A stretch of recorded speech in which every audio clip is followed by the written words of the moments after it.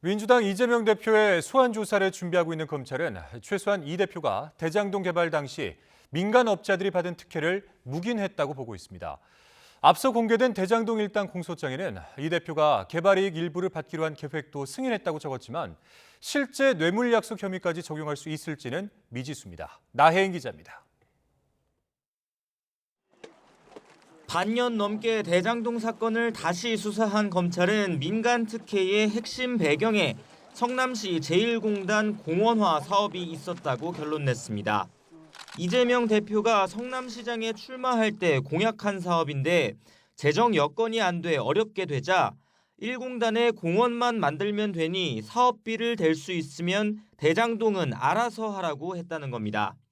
이후 전권을 넘겨받은 유동규 전 본부장이 이 대표의 승인 아래 민간업자 멋대로 대장동을 개발하게 해줬다는 게 검찰의 판단입니다.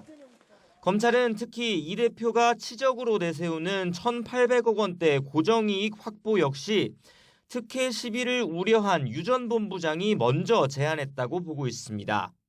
대장동 땅이 애초 원주민들이 원했던 환지 방식이 아니라 수용 방식으로 개발된 것도 정영학 회계사가 기존 입장을 바꿨기 때문이라고 판단했습니다. 물론 애초 성남시에선 줄곧 수용 방식을 고수했던 만큼 이 대표 입장에선 특혜를 준 게 아니라는 근거로 삼을 수도 있는 대목입니다.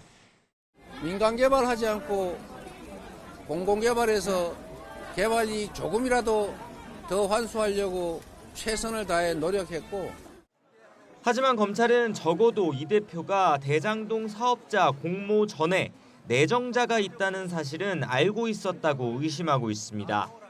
따라서 공무상 비밀 누설이 핵심인 이해충돌 방지법 위반 혐의는 물론이고 배임 혐의 적용에도 문제가 없을 거란 관측이 많습니다.